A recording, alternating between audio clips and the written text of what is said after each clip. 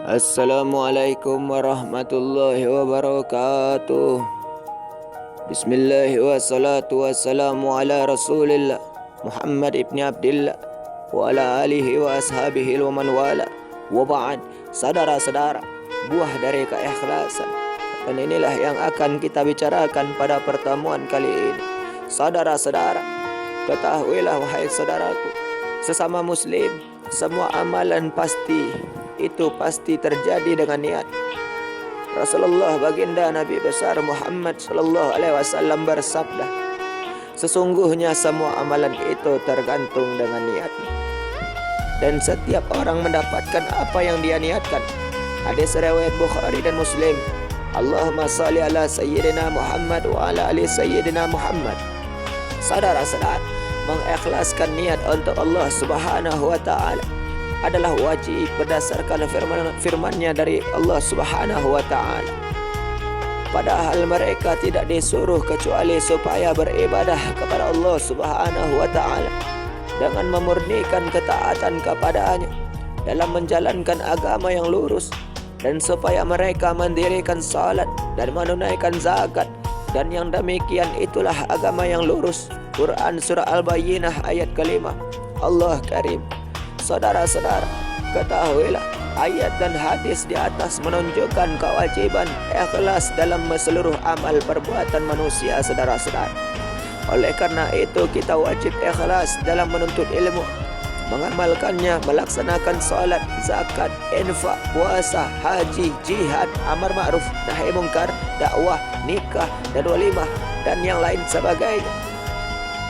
Jangan hanya meniatkan dunia semata, saudara-saudara, seperti meraih kedudukan, sanjungan, pujian, dan kesenangan dunia semata. Na'udzubillahi min zalik. Saudara-saudara, pengertian ikhlas secara bahasa adalah memurnikan.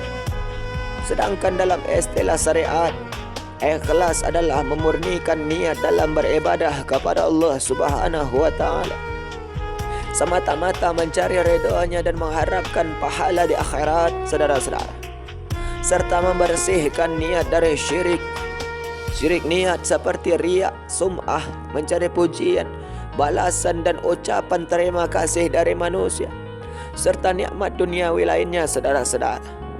Ketahuilah, ikhlas adalah mencari ridha Allah Subhanahu wa taala, sebagaimana firman-Nya dari Allah Subhanahu wa taala.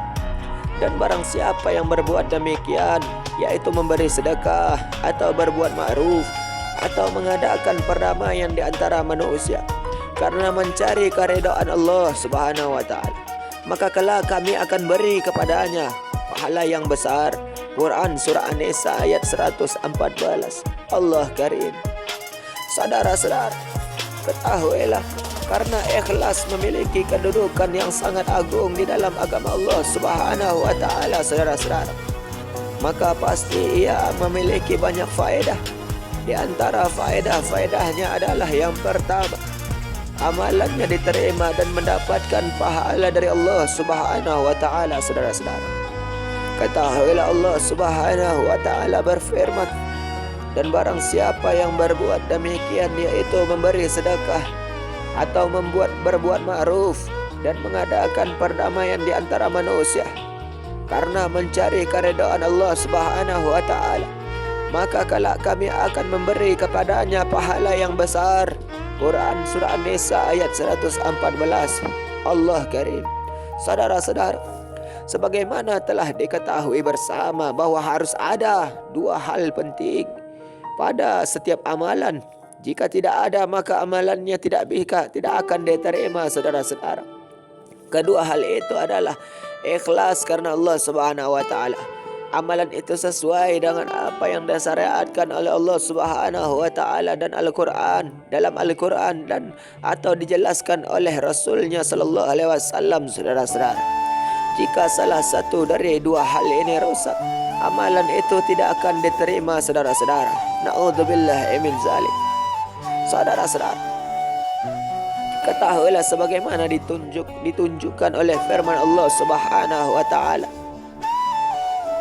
barang siapa mengharap perjumpaan dengan Rabb-Nya, maka hendaklah ia mengerjakan amal yang saleh, dan janganlah ia mempersekutukan seorang pun dalam beribadah kepada Rabbnya. Quran Surah Al-Kahfi ayat 110. Allah Karim. Saudara-saudara, dalam ayat ini Allah Subhanahu wa ta'ala memerintahkan agar amalan itu salih, maksudnya sesuai dengan syariat. Kemudian Allah Subhanahu wa ta'ala memerintahkan agar pelakunya ikhlas. Al-Hafiz Ibnu Katsir rahimahullah dalam tafsirnya mengatakan, ketahuilah dua hal ini merupakan rukun diterimanya amalan, yaitu amalan itu harus murni untuk Allah Subhanahu wa ta'ala, benar sesuai syariat Rasulullah baginda Nabi besar Muhammad sallallahu alaihi wasallam.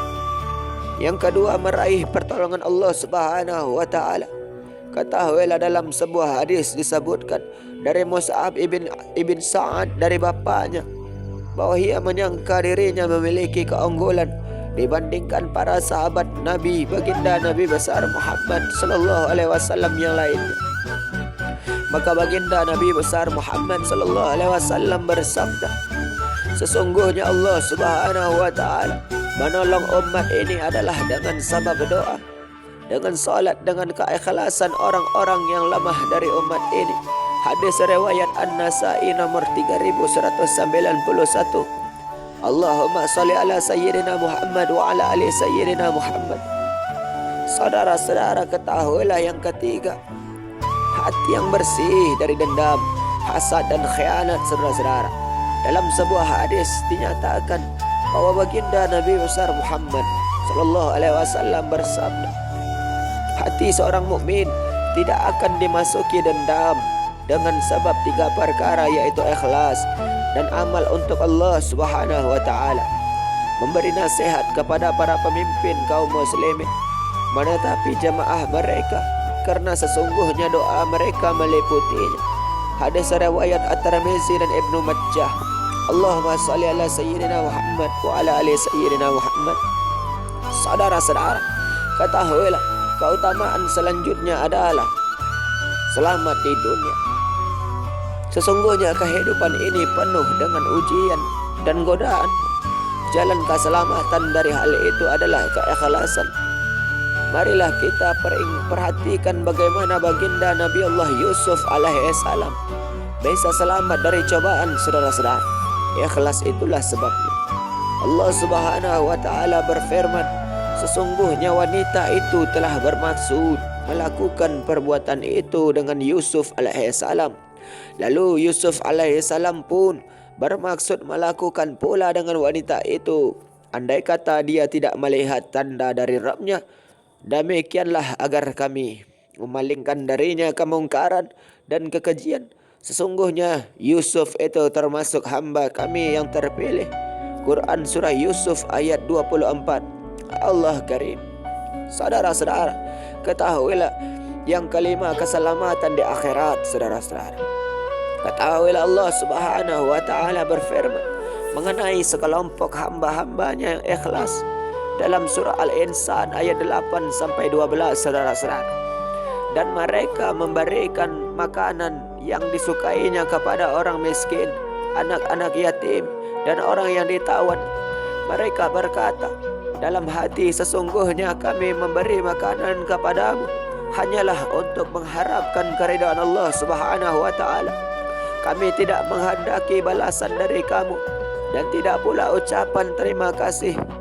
Sesungguhnya kami takut akan azab Rabb kami pada suatu hari yang di hari itu orang-orang bermuka masam penuh kesulitan.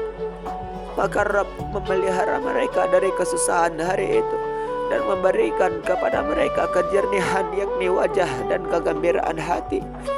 Saudara-saudara, dan Dia memberi balasan kepada mereka karena kesabaran mereka dengan syurga dan pakaian sutra. Quran Surah Al-Insan ayat 8 sampai 12. Allah Karim. Saudara-saudara, di ayat dan lain-lain dari buah dan faedah ikhlas yang sangat banyak. Saudara-saudara, inilah sedikit pembahasan tentang ikhlas dan buah-buahnya. Saudara-saudara, semoga Allah Subhanahu wa ta'ala selalu menganugerahkan keikhlasan niat kepada kita dan kebenaran di dalam amal. Sesungguhnya Dia Maha mendengar doa dan berkuasa mengabulkannya. Saudara-saudara, Allah Karim, saudara-saudara yang dimuliakan oleh Allah Subhanahu wa Ta'ala, mungkin hanya itulah yang bisa kita bicarakan pada pertemuan kali ini. Mudah-mudahan ada manfaatnya. Terima kasih atas segala perhatian saudara. Mohon maaf atas segala kekurangan. Wabillahi taufiq wal hidayah. Wassalamualaikum warahmatullahi wabarakatuh.